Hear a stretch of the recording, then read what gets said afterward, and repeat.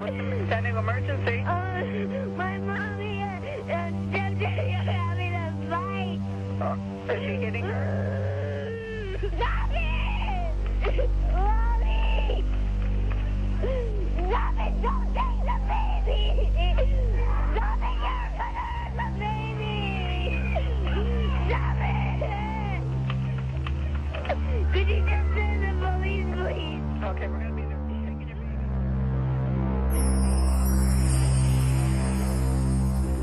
Domestic violence is shocking, painful, and it affects 1 out of 4 families.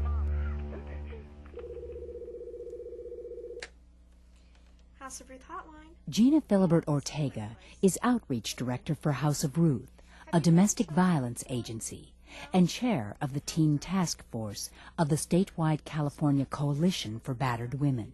Domestic violence is a set of behaviors that are meant to intimidate, control, and coerce another person, and this can happen between husbands and wives, boyfriends and girlfriends, older people and their children. It can happen between children and their parents.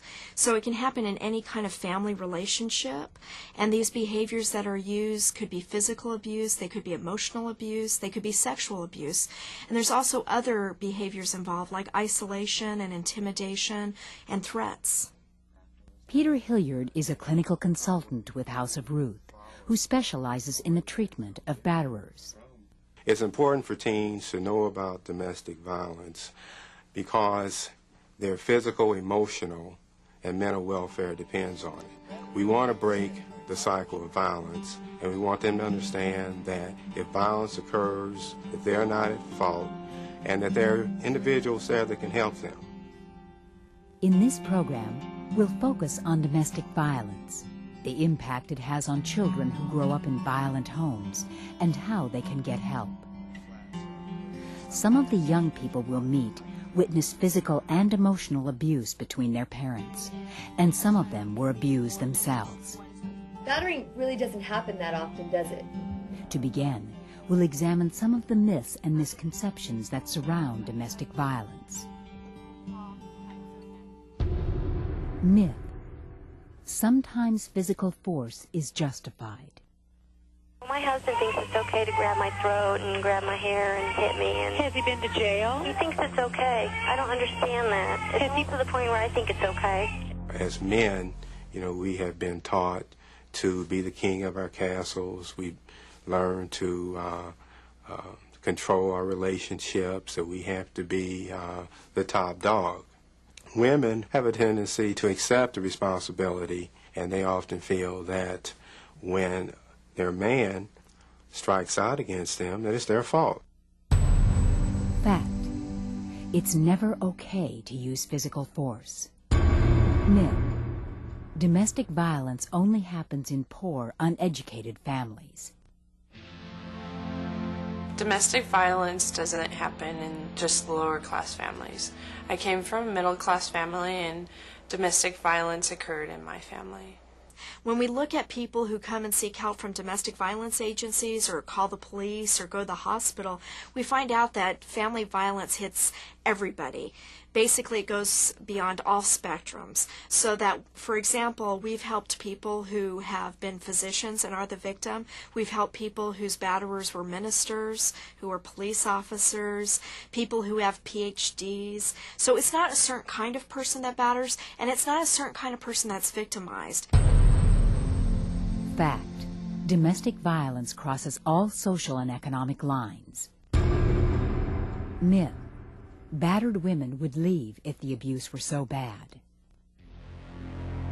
Oh, well, anyway, you just sort of feel like, well, I put myself in a predicament of this, and maybe I should give him a chance, Well, no, I understand it. Then you... What the abuser tries to do is to make the victim feel that they're responsible for the violence and break them down, break their spirit, break their self-esteem to the point where they become completely dependent upon the abuser. Fact. Battered women often feel trapped and need help in order to leave. Myth. It's easy to tell if violence is happening in a family. everything looks so nice, you know, it looks normal. We appear to be a happy family, but that's not always the case. Family violence is often in the closet. People don't talk about it. You don't hear people saying, oh, so my father beat up my mother last week or anything, because people are ashamed. They're humiliated. They don't want other people thinking their family's like that. Fact: family violence usually happens in secret. Myth: batterers can't control their anger. We didn't think it was going to happen again. And how could someone do that after being arrested? But they can, because they really can't help it. You said he can't help it? Yeah, he can't. He really can't control himself, I don't think. Batters say that their spouses have pushed their buttons, and they don't realize that when they're angry, they have a choice. If it was an anger problem, you would find that when they're angry, they would hit their bosses, or they would hit their friends. But we find that most of the anger is confined to their homes. Fact: batterers choose not to control their anger. Myth: fights and conflicts are normal in a family. I just always remember my dad being angry, and he would hit my mom and hit us. I actually just kind of thought that the norm. What happens is you grow up in a home where you see all this violence, and you might think that's the norm, and you might not understand a better way. The fact of the matter is, it is never okay to abuse another person. There are other ways and other choices you can make about how to deal with your anger and your frustration. Fact: fights and conflicts are normal. Physical violence and emotional abuse are not.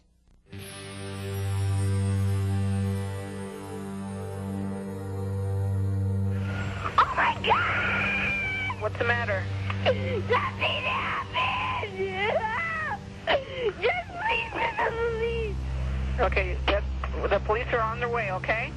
Hello? Lisa?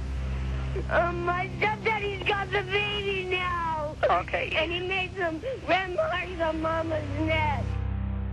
Nearly 4 million women were physically abused by their spouse or partner within the last year.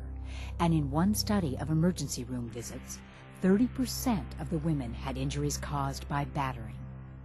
What's important to remember that a push or a shove is an assault. An assault is a crime. And what we saw in families, if there's no intervention, oftentimes the push and the shove will escalate to something more serious. Rashad witnessed extreme physical violence between his mother and his stepfather, a physician. I saw her dragged down the stairs. I saw her hit by a car. I saw them pushing, hitting, pulling, everything. Kim, her mother, and her brothers all suffered extreme emotional abuse from their father. However, the physical abuse in Kim's home was directed at the children. He isolated us. He put my brother in his room, and he would take a board and hit him really hard, and he would carry him by his ear, and his face would turn all red. Another form domestic violence can take is sexual abuse. That includes forced sex between a married couple and the molesting of children.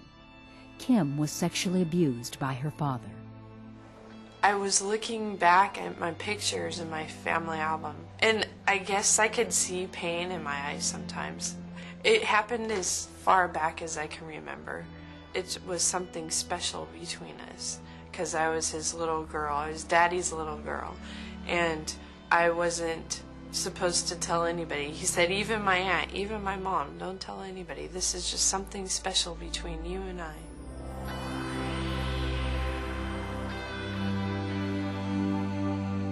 Sticks and stones may break my bones, but words will never hurt me. That popular nursery rhyme sorely fails to measure the impact of emotional abuse. Emotional abuse includes name-calling, mind games, isolation, put-downs, and the withdrawal of support and affection. Emotional abuse is probably the most frequent type of abuse. And people don't understand that emotional abuse has a hurting impact as well it's physical abuse. For some victims, they say that the emotional stuff is worse because it seems like the emotional stuff is constantly happening. It makes them question themselves. It starts making them feel like no one cares about them and that they're unlovable. And it also hinders them when they want to leave later on because they basically feel like they deserve it.